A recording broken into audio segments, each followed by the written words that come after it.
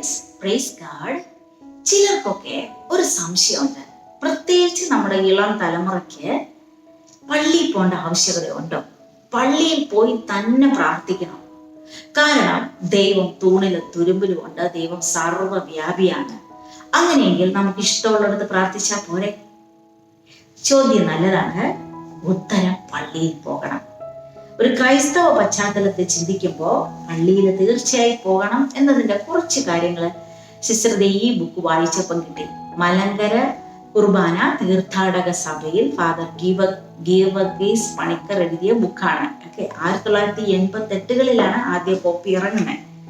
പ്രിയമുള്ളവരെ, ദൈവം തിരഞ്ഞെടുത്ത ചില സ്ഥലങ്ങളുണ്ട്, ചില സ്പോട്ടുകളുണ്ട്, ദൈവം വസിക്കുന്ന ഇടമുണ്ട്. എല്ലായിടത്തും അല്ല. നമുക്ക് അതിന്റെ ചില ഉദാഹരണങ്ങൾ പഴയ നിയമത്തിൽ നിന്ന് തുടങ്ങാം. ആദ്യത്തെ പുസ്തകം ഏതാ? പഴയ നിയമത്തില് ഉൽപ്പത്തി 28-ാം അധ്യായത്തില് ഒരു കഥയുണ്ട്, യാക്കോബിന്റെ കഥയാണ്. യാക്കോബ്, അവന്റെ സഹോദരൻ ഏസാവ്. അപ്പൊ ചേട്ടനും അനിയനും തമ്മിൽ പ്രശ്നം കുറച്ചുകൂടി മൂർച്ഛിച്ചപ്പോൾ അനിയനായ യാക്കോബ് പ്രാണരക്ഷാർത്ഥം ലൂസ് എന്ന് പറയുന്ന സ്ഥലത്തേക്ക് അവൻ ഓടി രക്ഷപ്പെടുവാണ്. അങ്ങനെ ലൂസ് എന്ന സ്ഥലത്തെത്തി. അപ്പൊ തളർന്ന് അവശനായ അവൻ ഒരു കല്ല് തലയണയാക്കി അവിടെ ഉറങ്ങുമ്പോൾ അവനൊരു സ്വപ്നം കാണും. സ്വപ്നം ഇപ്രകാരമാണ്: ആകാശവും ഭൂമിയും തമ്മിൽ ബന്ധിപ്പിക്കുന്ന ഒരു ഗോവണി, ഒരു ഏണി. ഈ ഏണിയിലൂടെ മാലാഖമാര് അങ്ങോട്ടും ഇങ്ങോട്ടും പൊയ്ക്കൊണ്ടിരിക്കുക. മാത്രമല്ല, ആ ഗോവണിപ്പടിയുടെ ഏറ്റവും മുകളില് കർത്താവ് നിന്ന് പറഞ്ഞു അവനോട്, നിന്റെ പിതാവായ അബ്രഹാത്തിന്റെയും ഇസഹാക്കിന്റെയും കർത്താവാണ് ഞാൻ. ഈ നീ കിടക്കുന്ന മണ്ണ് നിനക്കും നിന്റെ സന്തതികൾക്കും തരും. അവൻ സ്വപ്നമൊക്കെ കണ്ട് ചാടി എഴുന്നേറ്റു. അവൻ തിരിച്ചറിഞ്ഞു ഇവിടെ ദൈവത്തിന്റെ സാന്നിധ്യമുണ്ട്. ആ തിരിച്ചറിവോടുകൂടി അവൻ അവിടെ ദൈവത്തെ ആരാധിച്ചു. ആ ലൂസ് എന്ന സ്ഥലത്തെ ബഥേലായി ദൈവത്തെ കണ്ടുമുട്ടിയിടാം. അപ്പൊ ഒരു പോയിന്റ്. 2, ഇസ്രായേൽക്കാർക്ക് 10 കൽപ്പന കൊടുത്തത് എവിടെയാ? സീനായ് മലമുകളിൽ. ദൈവം വന്നിറങ്ങിയ ഇടം. 2 ഉദാഹരണമായി. 3, കാനാൻ ദേശത്തേക്ക് ഇങ്ങനെ യാത്ര ചെയ്ത് പോവാണല്ലോ. ഈജിപ്തിൽ നിന്ന് നമ്മുടെ ഇസ്രായേൽ മക്കള് ഇങ്ങനെ മണലാരണ്യത്തിലൂടെ നടന്നു പോവാണ്. അപ്പൊ ഇവർ ഈ പല സ്ഥലങ്ങളിൽ ടെന്റ് അടിച്ച് താമസിക്കും, കൂടാരം കിട്ടും. അതുപോലെ ദൈവത്തെ ആരാധിക്കാൻ വേണ്ടി അവരൊരു കൂടാരം കിട്ടി. അതിന് പറയുന്ന പേരാണ് സമാഗമ കൂടാരം. അപ്പൊ ഈ സമാഗമ കൂടാരത്തിലാണ് മോശ കയറി പോകുന്നു. ദൈവം മേഘങ്ങളിൽ വന്ന് അവനോട് സംസാരിക്കുന്നു. അങ്ങനെ അവർ സുഹൃത്തുക്കളെ പോലെ സംസാരിച്ച ഇടം, ദൈവം വന്നിറങ്ങിയ ഇടം, സമാഗമ കൂടാരം.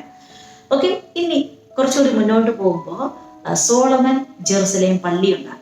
ഈ പള്ളിയിലും ദൈവം വന്ന് വസിക്കുന്ന, ദൈവം മഹത്വപൂർണനായി വരുന്ന പല സംഭവങ്ങളും നമുക്ക് രാജാക്കന്മാരുടെ പുസ്തകത്തിലൊക്കെ കാണാം. അപ്പൊ സിസ്റ്റർ ഇപ്പൊ എത്ര സ്ഥലം പറഞ്ഞു? 1 യാക്കോബ് കണ്ട സ്ഥലം ബഥേൽ, അടുത്ത് സീനായ് മല, 3 സമാഗമ കൂടാരം, 4 എന്താ പറഞ്ഞ? ജെറുസലേം പള്ളി. അപ്പൊ ഈ ഇടങ്ങളിലൊക്കെ പ്രത്യേകിച്ച് ദൈവം വന്നിറങ്ങി അനുഭവം കൊടുത്ത സ്ഥലങ്ങളാണ്. ഇനി നമുക്ക് മറ്റൊരു ഉദാഹരണം പറയുവാണെങ്കിൽ പള്ളിയെ മോറിയ മലയോട് ഉപമിക്കുന്നു.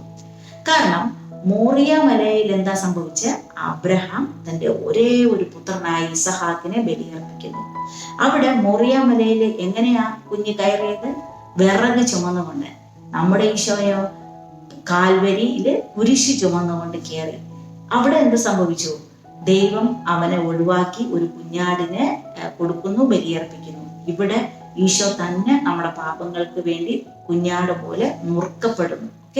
അപ്പൊ ഇത് രണ്ടും സംഭവിക്കുന്ന മോറിയ മലയില്, കാൽവരി മലയില്. അപ്പൊ ഈ പള്ളിയെ നമ്മളൊരു മോറിയ മലയോട് ഉപമിക്കും. മറ്റൊരു മോറിയ മലയാണ് നമുക്ക് വേണ്ടി ദൈവം കുഞ്ഞാടായി മരിക്കപ്പെട്ട ഇടം. അടുത്തത് നമ്മുടെ നോഹയുടെ കഥ അറിയാം നമുക്ക്. എന്താ? പ്രളയത്തില് പാപങ്ങൾ ചെയ്ത് പാപം പെരുകിയപ്പോ ദൈവം ഒരു വഴി കണ്ടുപിടിച്ചു. ഇവരെ രക്ഷിക്കാൻ ഒരു പെട്ടകം ഉണ്ടാക്കാൻ പറയുന്നു. നോഹ പെട്ടകം ഉണ്ടാക്കി. പെട്ടകത്തിൽ കയറിയ എല്ലാവരും രക്ഷപ്പെടുന്നു, അല്ലെ? അപ്പൊ അതുപോലെ ഇന്ന് പാപത്തിന്റെ പ്രളയമാണ്. ആ പ്രളയത്തിൽ നിന്ന് നമ്മളെ രക്ഷപ്പെടുത്താൻ ദൈവം ഉണ്ടാക്കിയ പെട്ടകമാണ് പള്ളി. അപ്പം നമുക്ക് നോഹയുടെ പെട്ടകമായി പള്ളിയെ ഉപമിക്കാം, മോറിയ മലയായിട്ട് ഉപമിക്കാം. ഓക്കെ, അപ്പൊ ഈ പറഞ്ഞ സംഭവങ്ങളൊക്കെ എന്താ സൂചിപ്പിക്കുന്നത്? ദൈവം പ്രത്യേകം കണ്ണുവെച്ച് സ്വന്തമാക്കി വസിക്കുന്ന ഇടങ്ങളാണ്. ഇനി മറ്റൊരു ഉദാഹരണം കൂടി പറഞ്ഞു നിർത്താം. ഈ പള്ളിയിലെ ദിവ്യകാരുണ്യ സാന്നിധ്യമുണ്ട്. ഇനി വേറെ ഒരിടവും നമുക്ക് കാണാൻ പറ്റില്ല, വീട്ടിലൊന്നുമില്ല ദൈവകാരുണ്യ സാന്നിധ്യം. മാത്രമല്ല, അപ്പവും വീഞ്ഞും പരിശുദ്ധാത്മാവിന്റെ സഹായത്താൽ തിരുശരീരവും തിരുരക്തവുമായി മാറുന്നത് എവിടെയാ? ഈ അൾത്താരയിലാണ്. ഇനി അടുത്ത വചനം, ദൈവത്തിന്റെ സ്വരം കേൾക്കാൻ വചനം വിചിന്തനം ചെയ്യപ്പെടുകയും ദൈവത്തിന്റെ കൽപ്പനകളുടെ സാന്നിധ്യമുള്ളത് ഇവിടെയാണ്. വചന പ്രഘോഷണം നടക്കുന്നു. ഓക്കെ, അപ്പൊ ഇതൊക്കെ ഉള്ളത് ഈ പള്ളിയിലാണ്. ദൈവം ആഗ്രഹിക്കുന്നു നമ്മൾ ഇവിടെ വന്ന് ദൈവത്തിന്റെ വസതിയിൽ വന്ന് നമ്മൾ പ്രാർത്ഥിക്കണം. ഓക്കെ, അപ്പൊ ദൈവത്തെ അനുഭവിക്കണം, ദൈവത്തെ അറിയണം, ദൈവത്തോട് കൂടുതൽ അടുക്കണമെന്ന് ആഗ്രഹമുള്ളവർ തീർച്ചയായിട്ടും ദൈവം വസിക്കുന്ന ഇടത്ത് വരണം. സിസ്റ്ററിനെ കാണണമെങ്കിൽ എന്ത് ചെയ്യണം? സിസ്റ്ററിന്റെ കോൺവെന്റിൽ വരണം. നിങ്ങളെ കാണണമെങ്കിൽ നിങ്ങളുടെ വീട്ടിൽ വരണം. അപ്പൊ ദൈവത്തെ കാണണമെങ്കിൽ ദൈവം വസിക്കുന്ന ഭവനത്തിൽ വരണം. ദൈവം കണ്ടുവെച്ച് സ്വന്തമാക്കിയ സ്പോട്ട്. ഓക്കെ, അപ്പോ ദേവാലയത്തിൽ വന്ന് ദൈവത്തിന്റെ അടുത്തിരുന്ന് നമുക്ക് അനുഗ്രഹങ്ങൾ വാങ്ങിക്കാം, മറ്റൊരു ക്രിസ്തുവായി ജീവിക്കാം. ഈശോ അനുഗ്രഹിക്കട്ടെ. ആമേൻ.